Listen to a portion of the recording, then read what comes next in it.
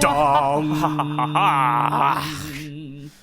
Nice. We did it. Yeah, I'm very cheerful today. This is a boisterous. We have a boisterous opening because this is the start of a new arc. Whoa, whoa, whoa! And a new arc in the one and only Grand Line Tourist podcast. That's who we are. We are a chapter by chapter examining or re-examining, in the case of my friend across the internet there, of Eiichiro Oda's One Piece. Me, doing the examining, am your tourist, Jacob, and I am joined by the tour guide, our fearless leader, the one, the only, Eric Vu. Eric, how you doing this morning? Hello. I'm good. I got my coffee going. Had a late night of tabletop gaming with my cousins, so I am excited that I woke up in time for this. And just to let everyone know, I believe it was virtual tabletop gaming. Oh yes? Yeah, that's the only way to do it. If there's no tabletop, is it actually tabletop gaming? I think you're stretching the rules here. If it's virtual, it counts. Just like you and me, it's virtual and it counts. Fair enough. Our tour is happening almost 100% virtually, and it still counts. All right. It's funny. I didn't realize that Dawn was a automatopoeia because this is actually, believe it or not, Dawn is like, because I've been reading up on that One Piece card game. I keep getting news about it because I am interested. Right. I love card games. I love games in general, if you guys can't tell. But Dawn is going to be like a resource system in the card game. So it's so funny that this. Whoa. This. So I don't know what that means in, like, if there's a special meaning of that in Japanese or something, but Dawn is what they call their resource system. Huh. I bet it's either going to be the Japanese word or like a sailor's term, but I don't think it doesn't sound like, I feel like Don Juan. I feel like it's a title of like some sort of old-timey leadership system, but I don't think that's what it's referring what you to. call, is that a mafia term, or is that making that up? Am I making that up? I don't think it's... I think... you know what? People in mafias have been called Don. I don't know whether it's their name or whether it's a position. Right. Yeah. We need to get involved in some more serious stuff in our lives, Eric. We need to make some fast cash, and then we'll be able to answer these questions. You're acting like we can't just look it up. What is a Don? All right. This is we've never done this. This is a live investigation. Yeah, a Spanish title prefix to a male forename. Okay, that's what I was thinking. Like Don Juan, like I don't know. I think he's a famous character of some sort in something. Oh yeah, I think so too. And Don John. So I would think. Isn't that Isn't Don John a movie with Scarlett Johansson and what's his face and Joseph Gordon-Levitt? Remember? I'd believe it. I haven't seen this movie though. Oh, maybe. But I'm no. making it up. So it's funny. I don't think that would be the Don that the card game is referring to then, unless it is, which will be very surprising. It's a Spanish conquistador spin on the world of One Piece. Yeah, it makes sense because they are pirates, and the age of piracy is probably around the time that the Spaniards were pretty, all around. Indeed. the ocean. But it's on a whole different world with like a ring halo and stuff. We don't have to fit with the world There's of pirates our world. But everywhere. you know what? If we've learned anything from the multiverse, is that there's multiverses of everything. Fair enough. Well, you know what? It's time for us to dive into a specific instance of said multiverse with Chapter 42, Yosaku and Johnny. So, I'm going to be leading us off with our itinerary today. This chapter starts off with both those onomatopoeias that we mentioned, the wahaha and the dawn, and Luffy is just so proud of the pirate flag that he worked on. He's got his own emblem. It's a little crooked. It's a little wild. It's definitely poorly done. It's like... I'm like it's like a step below my art, if I had to be honest. So I appreciate this flag. True. No, it's nice. We got Luffy at the bottom. We got Eric. I haven't drawn anything yet. Maybe at some point we'll find something crazy for me to draw. I like drawing sunsets. But that's neither here nor there. I think we need to request you to draw a Jolly Roger by the end of this series. By the end of this arc. Yes. Fair enough. And there's that drawing guide in the comic, in the manga itself. So it should be easy. I'll be guided by Oda's hand in order to do this. By Oda's hand. All right. Usopp himself though is a great artist. He's definitely above both of us. And he draws his own wonderful little version of a more Usopp type Jolly Roger. But then he gives in and he draws kind of Luffy's design, but a lot better. Yes. Usopp continues to do more stuff because he's challenged by Luffy to go ahead and fire a cannon at a nearby rock, which Luffy, tries to hit and fails completely. But Usopp, our sharpshooter, gets it on his very first. They're just try. playing with all their toys, right? All their toys. No, all their it's kind of cool. toys. We're kind of like we're going through the ship, you know. We're going through the merry-go. Yeah.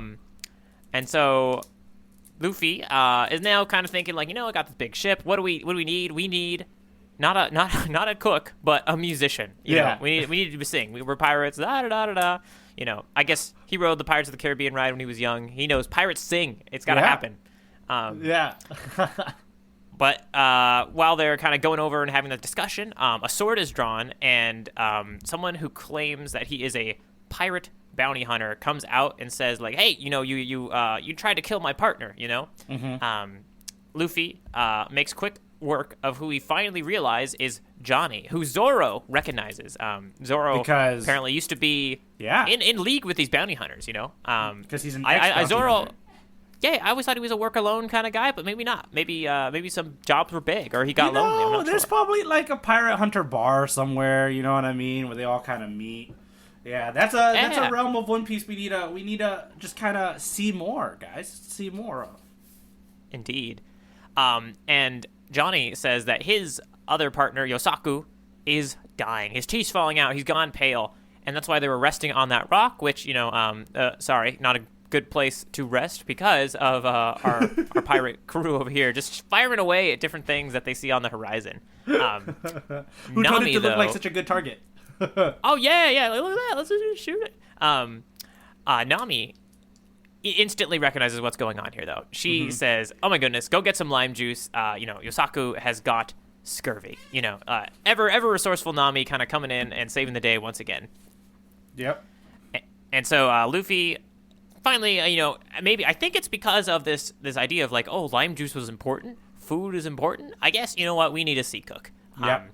So that's kind of what they decided to do next. And Johnny, raises his hand and gives the input that he knows a good cook that's near the Grand Line. This what got me excited. I read those words. We're gonna go near the Grand Line. We're gonna pay off the podcast title at some point. The Grand Line Tourist. We're going to an ocean-going restaurant that is near the Grand Line.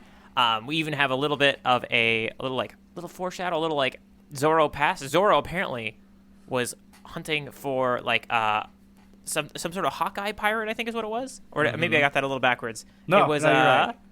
That's what he was. Yeah. So something that Zoro was hunting for is maybe going to be found there as well. And Zoro looked a little disconcerted, but nevertheless, they're heading out for that restaurant, and so that's kind of the itinerary for today in chapter 42. Yosaku and Johnny. I love these episodes, these chapters, right before, like, the calm before the storm, like the fun. I should call it the fun before the storm, right? Like the fun before the storm. I like that. Yeah, right, because this is kind of fun. This is a fun, goofy little chapter with all these different fun little things and activities. We meet wacky new characters and all that stuff. I just realized Luffy rhymes with Goofy, and I don't know if that's, like, intentional. Like, I don't know if Goofy in Japan would mean anything, I think, but it's like fun to say. Like, Luffy's just a fun name to say. Yeah, it's kind of like Chuck E. Cheese. You can't say the name without smiling. I'm pretty sure Luffy is. Is that actually what Chuck E. Cheese logo? Did they have a catchphrase like that? I'm pretty sure I read that somewhere. Yeah, but it's also very similar. I don't know. I think it's just a cheesy way of saying it, but it's also like. Do you ever watch that? What's that movie with the McDonald's movie? And he's like, oh, right. And at the end, the brothers are like, "Why do you want our name?" He's like, "It's the name. You can't say the name without smiling." It's the same weird thing. So, oh my goodness, now it must be a thing. Hopefully, otherwise, we're making a lot of references to the soulless eyes of Chuck E. Cheese characters and how they're supposed to make us smile. Yeah, so we're jumping in. Before we jump into the bigger, what I think is the bigger, we'll start with the smaller topic, which is Yosaku and Johnny. They're here. Okay. They're pirate brothers. They brought some foreshadows with them. What are your initial thoughts on these designs of these guys?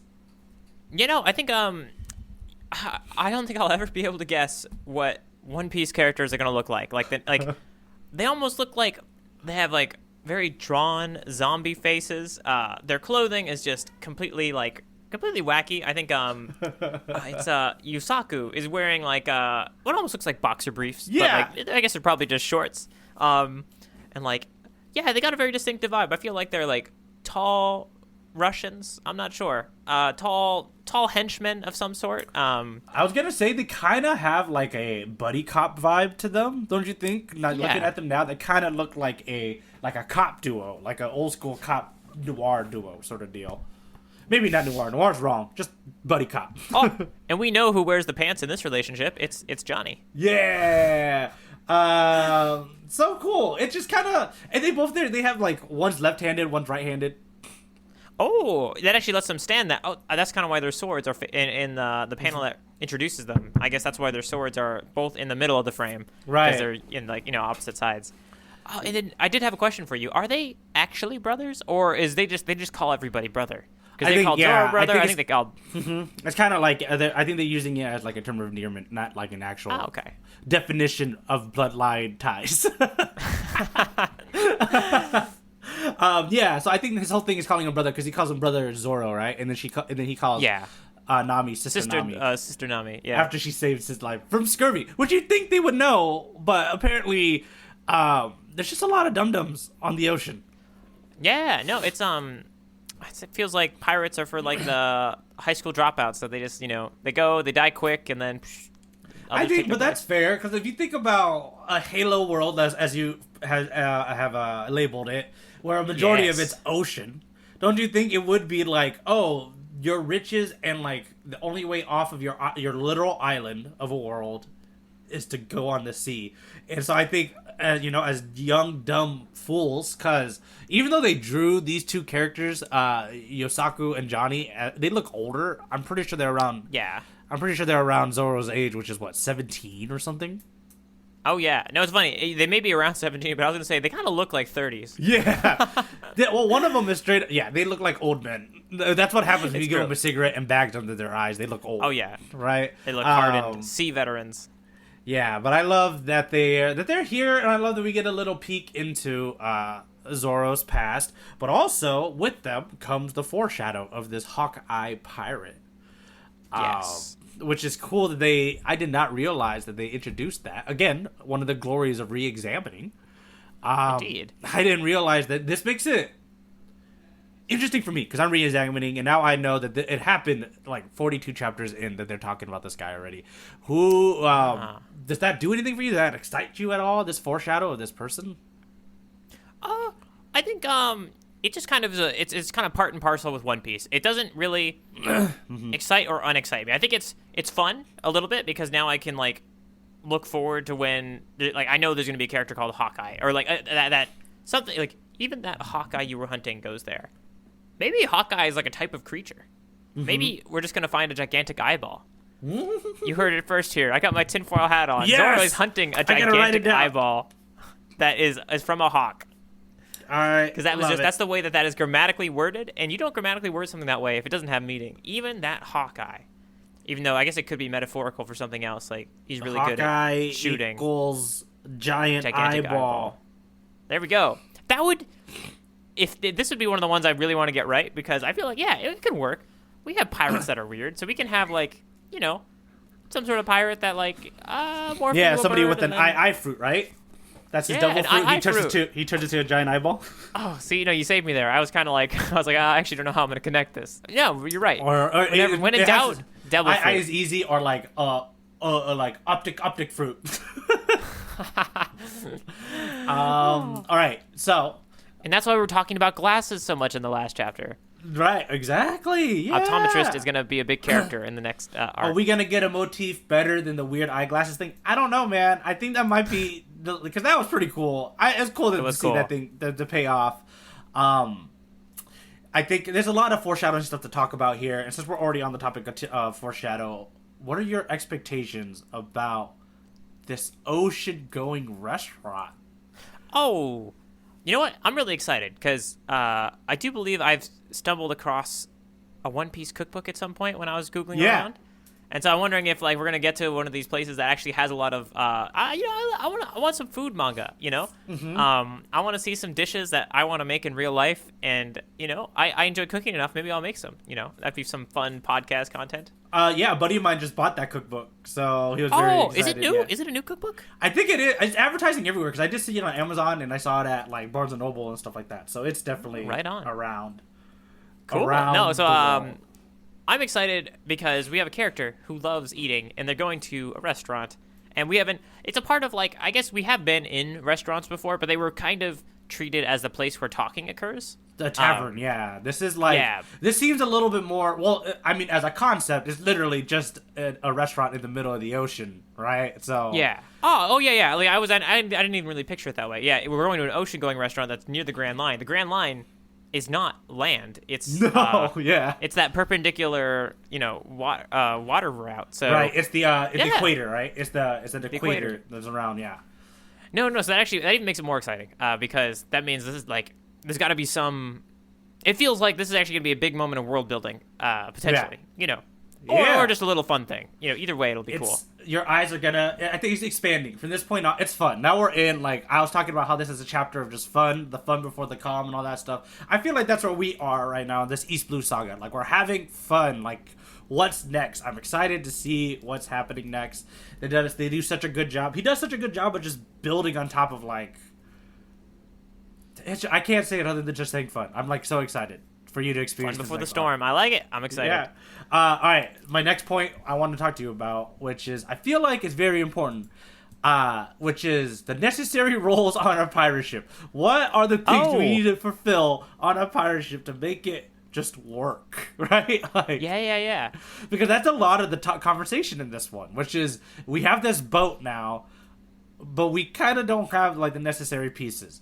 I mean, in Luffy's eyes, he really wants a musician, which is hilarious. I thought that was such a good payoff. But Jacob, knowing now what's happening, what do you think? What roles are necessary? What is missing currently on Luffy on the Merry Go?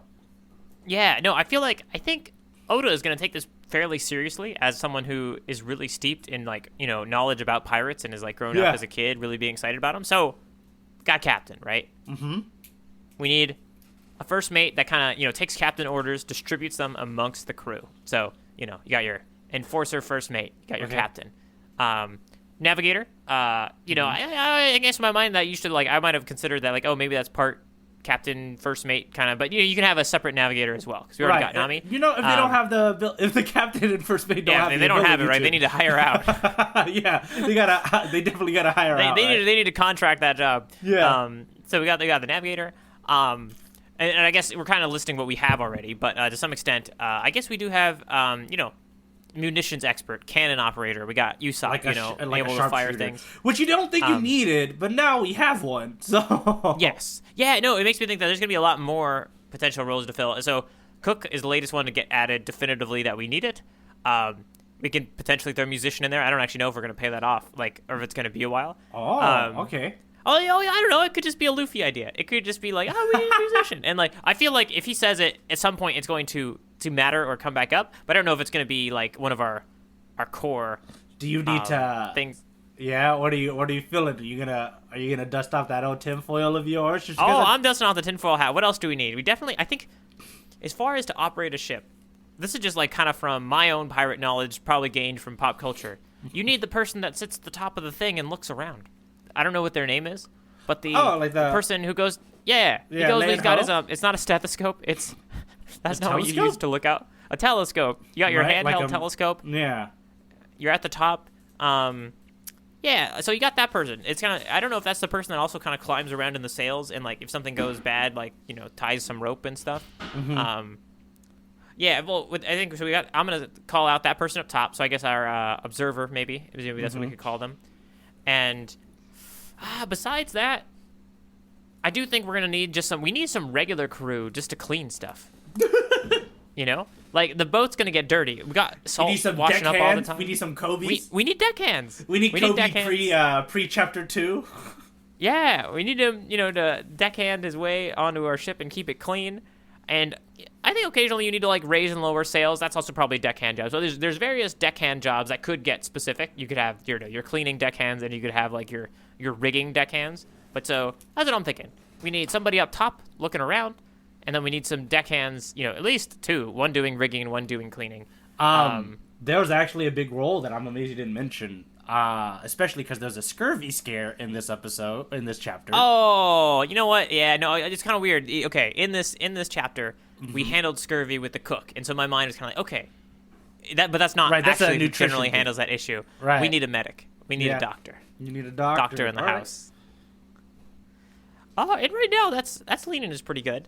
I can imagine the idea of like a treasure manager, someone who handles the payments to the crew, but like. We'll see if we're gonna get that into it. I forgot. Yeah, you need an accountant. No, I actually think on real pirate ships there is somebody who is in charge of keeping tabulated treasure count and then calculating how much you get paid out based on I guess your position in the crew and yada yada. And like based off your benefits, whatever kind of. Well, depending on what kind of pirate benefits you get, which health care did you pick? Right. Which health care do you get to actually go see the doctor? Right. Is it all right? Did you pay enough to? Is your coverage good for you to see a doctor, or just for you to take a dive off the deck when you have scurvy? You know what I mean? Like exactly. That's all really what it is. There's a lot of different packages. This sounds like a sketch. I gotta put it down. What is the hiring manager on a ship look like, or like the HR? Oh yeah, no. So you know what? I can't take that back. I can say it because my director's not listening to this, but he already pitched this sketch. HR. Oh. Get it? You stole this sketch and then you used it for podcast content? Yeah. Oh, no. You get it? Yeah, you got it. I do get it. That's it. I got it, and I tried to contain my excitement, Eric. It was just bursting out of me. Yeah, it's good. I don't know what the other last thing I'll throw in. Yes. I don't know. It always feels like a lot of pirate ships have, like, the brig, So maybe we need, like, a justice pirate. So that keeps track of the brig. That's not the right word for it. But, I'm sure at some point those exact words will come up in One Piece. We need a justice pirate. Justice pirate. He'll pillage and he'll raid, but he has a strong moral compass. Yeah, a strong moral compass amongst his crew, right? Hey, you took that stolen goods that didn't belong to you from somebody who did own those stolen goods. Therefore, into the brig. There you go. Into the brig. No limes for you for a week. We'll see if you catch scurvy. Good luck. Yeah, I mean, that's pretty much it. We're talking about the roles here. It's pretty fun. It kind of, again, this is the beginning of an arc, so there's a lot of foreshadowing stuff that's just kind of thrown in. It's like, is this a foreshadow? Is this going to pay off? Are these things going to happen? So I thought it'd be fun just to kind of toss this into our conversation to see what you think as somebody who's examining the story for the first time.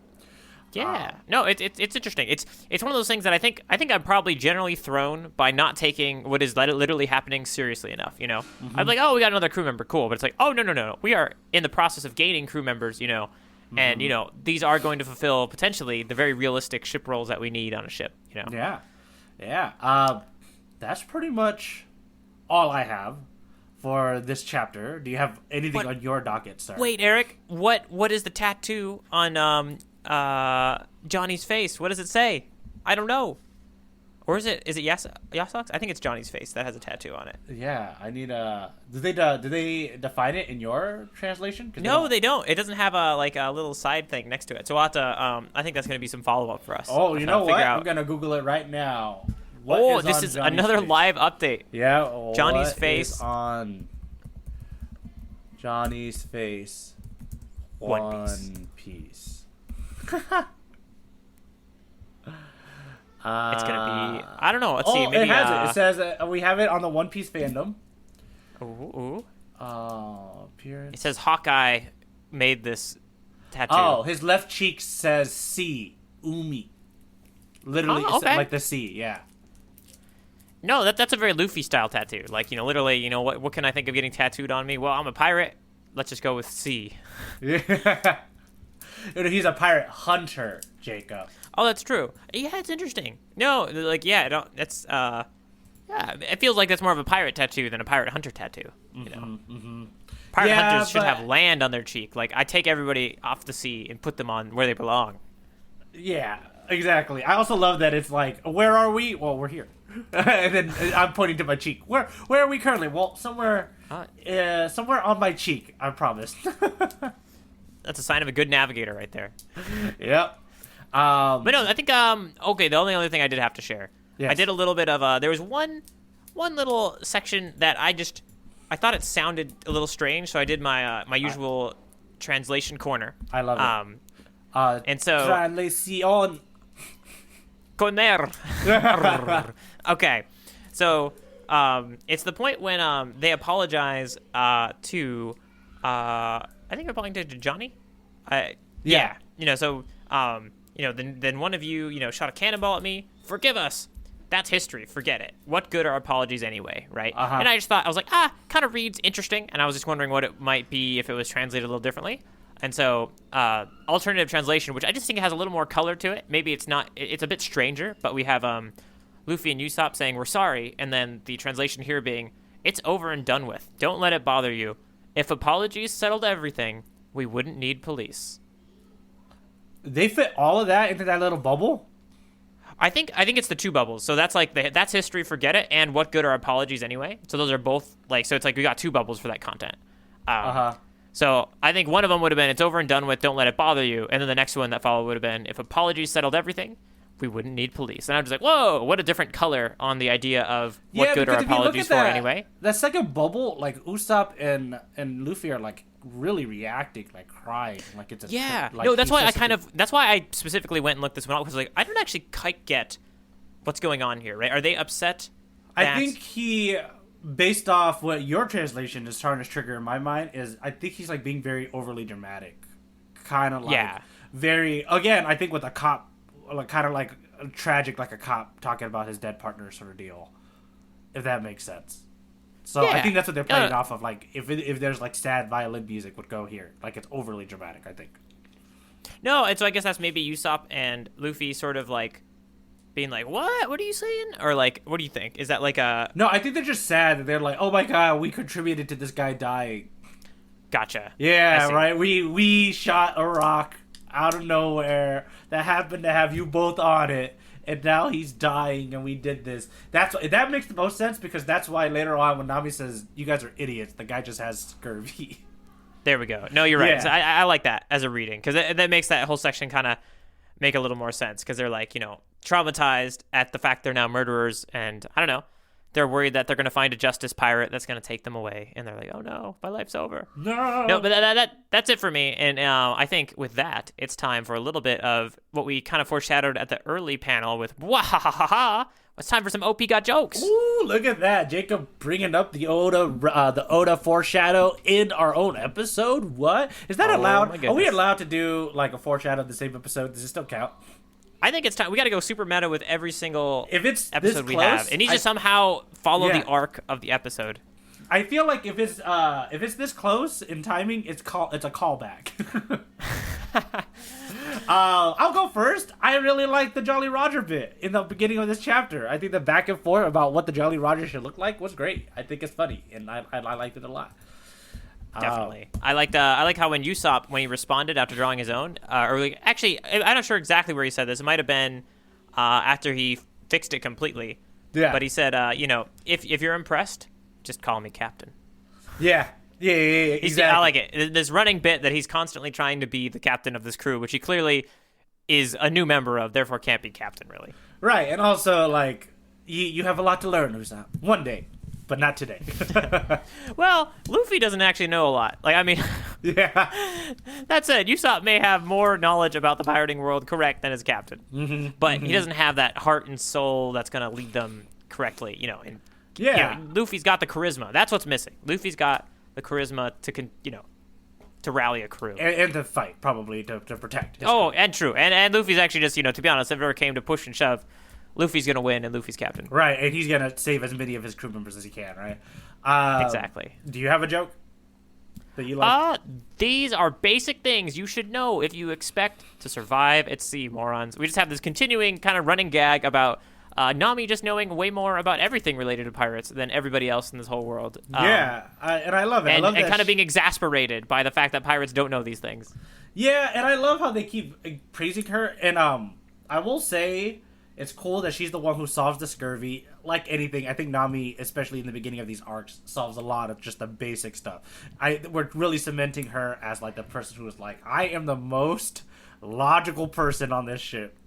I have the most logistical knowledge of like how to survive on the ocean. All of these guys are idiots. All they can really do is fight.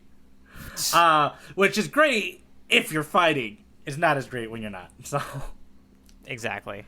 Yeah. I think the other thing I have, which is I thought it was kind of cool to pay off the rock shootout with Johnny. That was cool. Yeah, when they're like my brother's already suffering from his illness, and then we got shot at, which is great. I went back to the it was panel. funny. Yeah, it's funny how quick they pay off the idea of just like shooting random things in the ocean could be kind of dangerous. Yeah.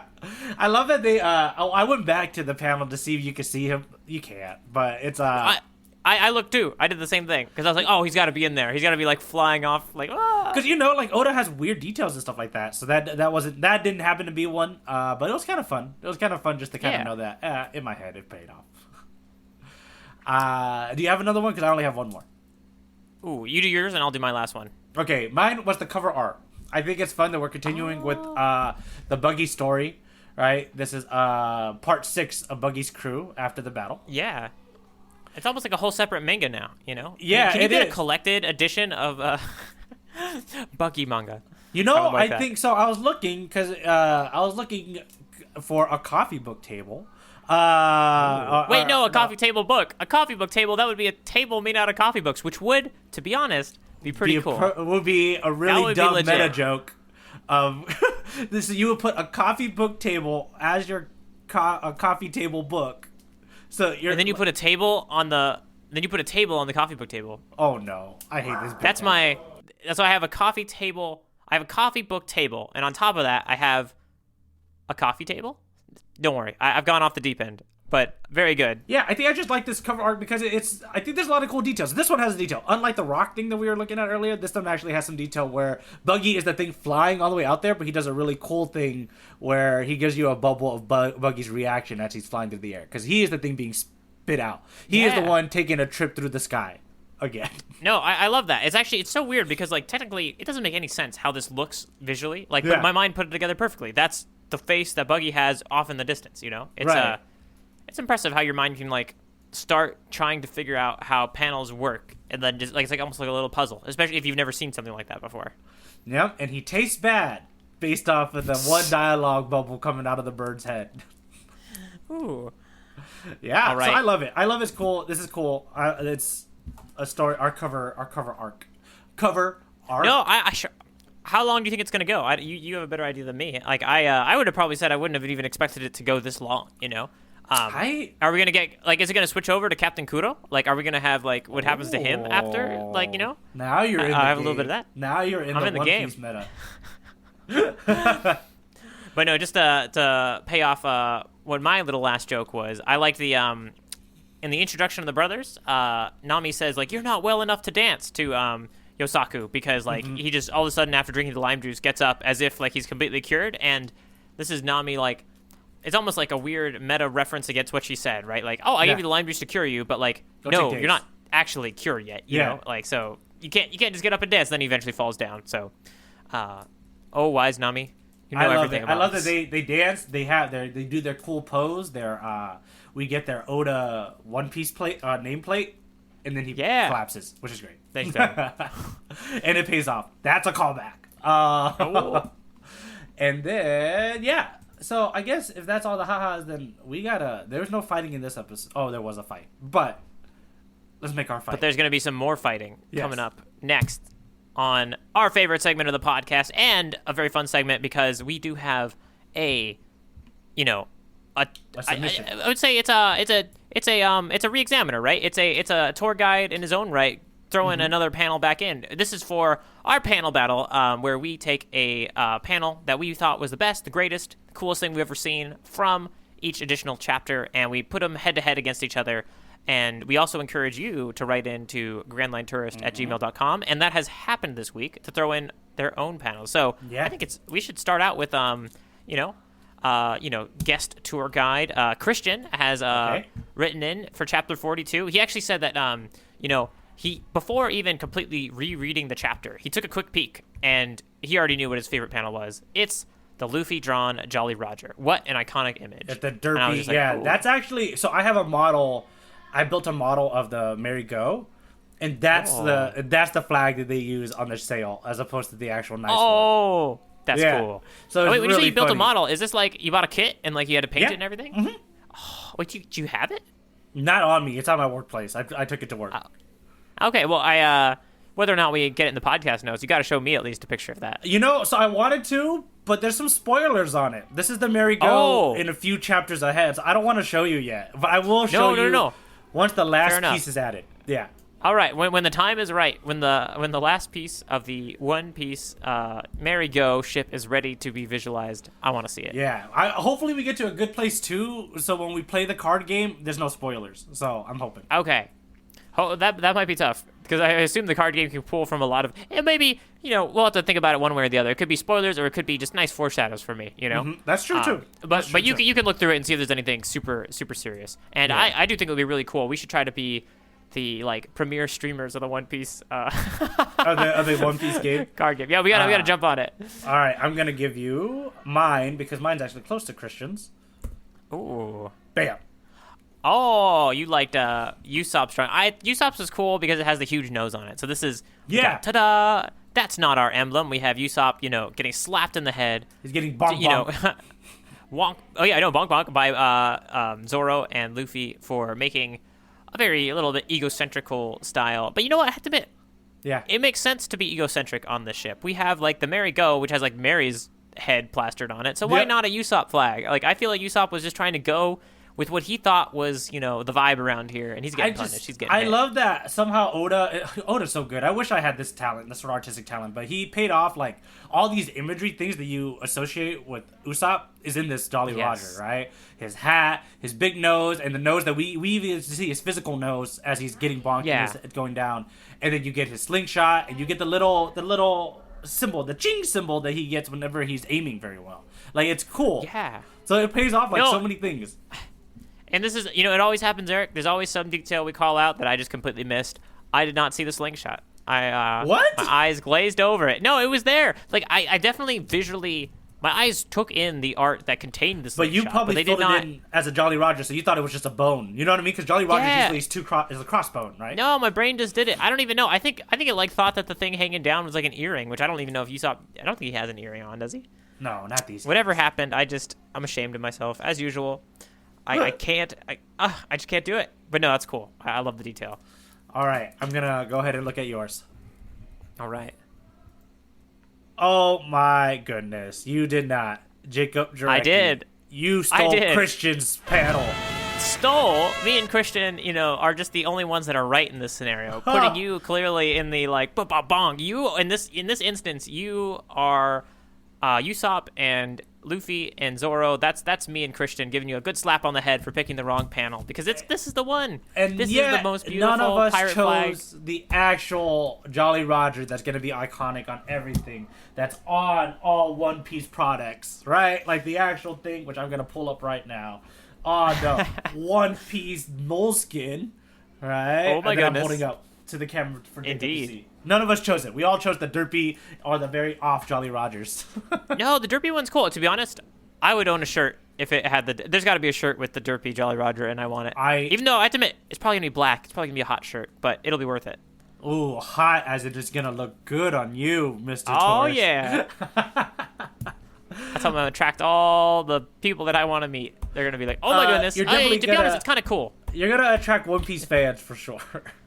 Yeah, and they'll be like, oh, how big are you into it? I'll be like, how big am I into it? I have a podcast on it, and we're rereading the whole thing. Yeah. And they'll be like, oh, sorry, I didn't mean to. You're outside my...